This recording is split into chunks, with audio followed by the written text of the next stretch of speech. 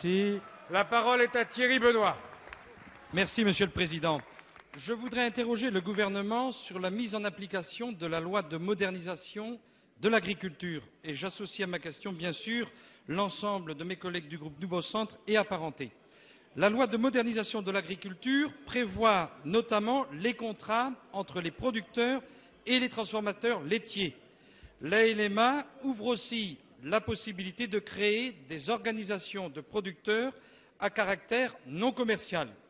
L'objectif prévu par la loi, discussion, négociation, contractualisation.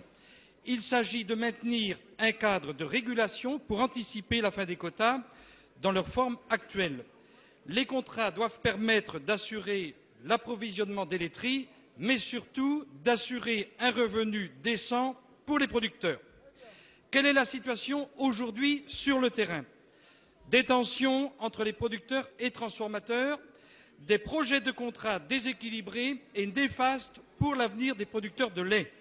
Actuellement, on assiste à des projets de contrats qui annoncent une intégration rampante de la filière lait, une dépendance économique et totale de nos agriculteurs, mais également l'interdiction de toute forme d'organisation de producteurs. Ceci est inacceptable.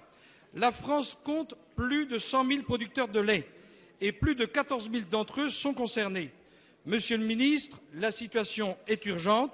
Ma question, de quels moyens disposez-vous pour intervenir, car il s'agit de repréciser le cadre légal de ces contrats?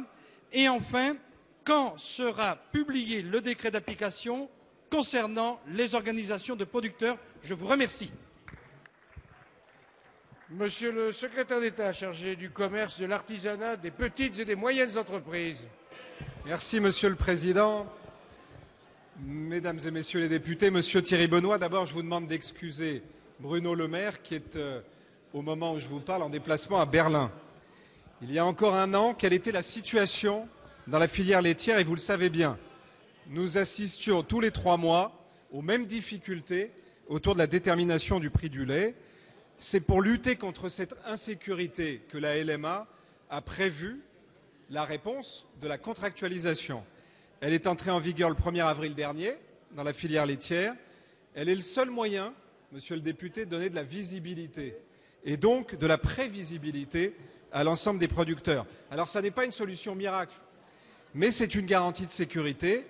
La Commission européenne, vous le savez d'ailleurs, l'a accepté dans le paquet lait. Et à cet égard, le gouvernement se réjouit de la dynamique qui est engagée par beaucoup de groupes industriels et de la volonté des producteurs de lait regroupés au sein de la fédération de s'engager résolument dans le sens de cette contractualisation. Le système, néanmoins, a quelques heures, vous venez de le dire, et c'est la raison pour laquelle la LMA a prévu, vous le savez, un médiateur des contrats qui facilite les relations. Mais je veux rappeler ici qu'en cas de désaccord, le producteur n'est en aucun cas tenu de signer le contrat. Je partage votre avis et afin de renforcer le pouvoir de négociation de nos producteurs, il doit y avoir un renforcement des organisations de producteurs. Il est impératif que les contrats soient équilibrés. C'est ce qu'a prévu la LMA. Le paquet lait qui devrait être adopté à la fin de l'année à Bruxelles va le permettre grâce à la détermination du gouvernement et de Bruno Le Maire. Ça permettra notamment que jusqu'à une limite de 3,5% de la production laitière communautaire et de 1/3 de la production nationale, les producteurs puissent se regrouper en organisations non commerciales. Vous voyez, c'est donc un dispositif essentiel comme